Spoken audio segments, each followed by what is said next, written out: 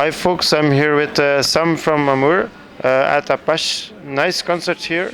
Can you give a feedback of the concert yourself? What do you think of your own concert? Well, I think it went pretty well, and as always, there was a good groove between the three of us, and that's the main thing in the band, the groove going on between us. So yeah, it went well. So now you're doing the interview alone. Maybe you can just mention the other members and also mention like your other projects you're in or you were in before. Yeah, sure. So there's three of us in the band. So it's bass, guitar, drum, and keyboard. I'm the guitar player, and there's a bassist who's named Olivier, but we nickname him Jizu. And there's a drummer who's both a drummer and a keyboard player. Like the dude's crazy. I don't know why he does that. Nobody does that, but it works. It really works. The dude's a virtuoso, and yeah. So my background is very different from what we do right now. I've played a lot of hardcore punk in bands called Ripoff, Fire Straight.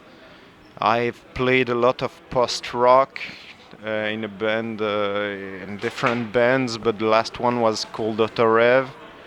I'm still playing dark folk. Uh, I have a very, varied background. I think it you can feel it in the music we were creating together as Amour, because it has a lot of influences, and that's what I love the most about the band. Yeah, I didn't know you before I saw the concert, and my judgment is like it's like has some quite some variation. So, like you mentioned, it's a different background. So I kind of heard it in the music. If I call it, I would say stoner, but there's much more. I heard much more. Yeah, of course, there's a lot of stoner, especially coming from me and the bass player. Uh, the the the the the drummer actually is a classical composer. That's what he studies for. He's in the Conservatoire de Liège, so he's a very proficient musician and composer. And the bass player and me are both self-taught. So we have a very personal way of playing, and the three of us have very wide influences, and we can make it come together without it feeling like a patchwork. Like you don't feel the seams in the music. It's really well. That's what we try to do. We try to not feel the seams, to make it feel fluent. You have also like indirect influences. So you talked to me a bit about direct influences, but there are maybe also indirect influences. It can be like a movie or a manga or whatever you see, you read, what gives you inspiration to make music. Yeah, yeah. Actually, there's a lot of weird influences in our band, especially like not maybe not for the music, but maybe for the naming of the songs and everything. Like we have a song that's called Setsubun, which is a very weird festival in Japan where they throw beans from the windows. And we have another song called Hyperborea, which is a fantastic continent that was mapped back then in the 17th, even before that, 15th century. It's like what was over the Arctic Circle.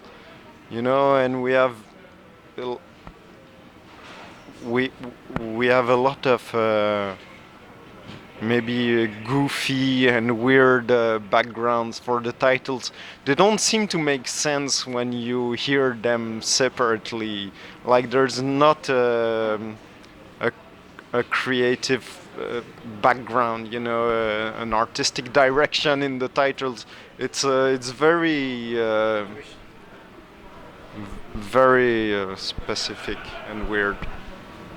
Right. If I judge your concert, I would compare you it, but I can't name the name of the band. I will look it up and I will tell you, and I will write in the description of the video. It's a Japanese psychedelic band from '71, and they had already like some stoner influences. Yeah, well, I don't know, but it's like a purple. It's like strange. Yeah, I can't find it. Um, now, something different. A very active question I ask to everybody on my YouTube channel. Suppose you're on a desert island, you don't have internet, no radio, no phone. You can only listen to 3 vinyls or maybe 3 CDs if it doesn't exist on vinyl. Which 3 albums you would listen to on a desert island? All right, there's an album I found out about really, and a band I found out about really not long ago. That's a Polish band. It's called Tides from Nebula, and their album Earth Shine is really haunting me. It's like it stays in my mind every day. It's spinning in there, and uh, there's the what else? A lot of a big influence for me too. An album I really love, is All from Color Haze. Like this band literally defined my approach to music. It's one of the biggest influence in my musical life. Like the touch of the guitarist, like everything is, I don't know. It really opened my eyes to the, you know, the touch of the guitar, like not the technique, but how you make the notes ring and everything.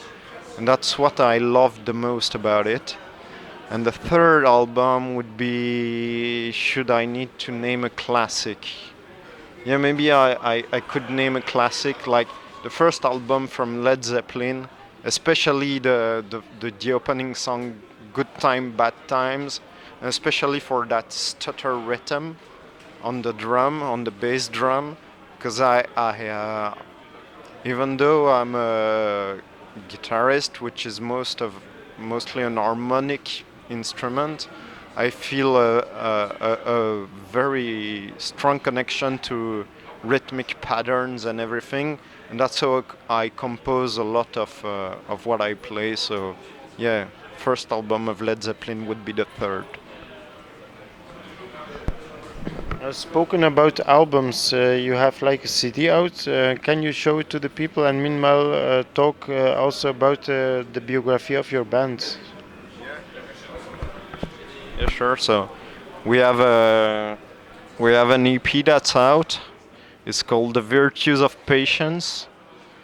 Because it took a surprisingly long amount of time to uh, to get it out. Like there was a lot of bumps on that road, and there's 4 songs on it, and it's kind of dark and ambient album. That there's a wide noisy track on it, and uh, even though it's the first thing we recorded in studio, I think we're pretty happy about it, and it's hard to say it's representative of, it's a good representation of the band, because there's a lot of influences as we talked about before. So I'd say it's a good representation of what we did at that time. So when was it recorded, and when you did exactly start with the band? So maybe like a short introduction. So I think we formed about in the summer of 2016, and the the album was recorded during the summer of 2018, and it only got out during March of 2019. It took a lot of time, but yeah, all in all, well, not for the you know the um, not for how do you say that in English? Concrétiser. Not to make the album come out. I'm not that happy about the delay, but I'm really happy about the delay between the start of the composition and the start of the band, and the time we took to record the first time, because it made a real impact on how we played the songs. There's a very big difference between creating a song and recording it in the 6 month after that and playing it for a couple years. Then you can really feel it, and since we all record together, like it's not track after track, it's all together. It plays a big role to have it inside you, to feel the groove. But this kind of recording is like very honest and like very warm. So it's like just live in the studio, but honest recording. So that's you don't have to be ashamed about it. But about the time of release, I think it happens quite often and even quite longer. I heard stories about 2 years, 3 years. So that's not that long. It's long relatively if you're not existing that long, but I understand you. Yeah, but since it was the first one, and we were eager to have it out, it felt very frustrating. And even though it was like 7, 8 months, it felt very frustrating. But in the end, it was worth the wait. So maybe a very last question or two. The first one is: are there special things you should mention, like near future important events, like an important concert coming out, or an important record of a song coming out, or a lyric video or something? So we 2 weeks ago we recorded a new album in Noise Factory in Namur, and we this time we really took the time to record it and like try new things on it. There's gonna be a lot of surprise about the sounds compared to how we play it live, and other than we're still not sure when it's gonna be out, but I'd say 3 months top, because the thing is is getting pretty fast, and apart from that, the next big gig we have is at Magasin 4 in the month of May. We're playing with Singe Blanc, a really cool math rock band from France. And we're really stoked to play there, because that's the first time we're gonna play at Magasin 4. And we're gonna have at least 1 or 2 new songs to offer there. So we're really stoked also to play those lives, because they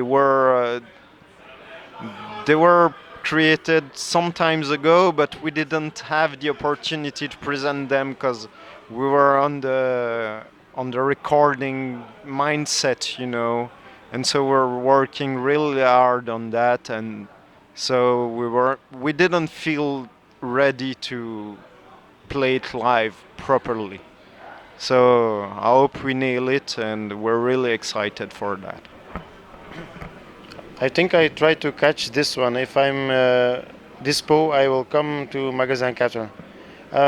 Last question. How can people find you most easily? Like on social media, YouTube, Facebook, Insta, Twitter, where? Yeah, we're mostly all of our records are uploaded to Bandcamp. We have an active page on Facebook, and yeah, you can find us there. Amour Namur on Facebook and Amour 5000 5000 on Bandcamp. You can find us there. Yeah, that's the two main platforms we're on. We're not on the social media side, so that's it. Thanks. Thank you for giving us the interview. So, interview done by Jan Vervaeke for Jan Vervaeke YouTube, Jan Vervaeke Foto and Film Facebook page, Metal to Infinity webzine, Metal Corporation Festival, and Apache evenements. Bye bye. See you.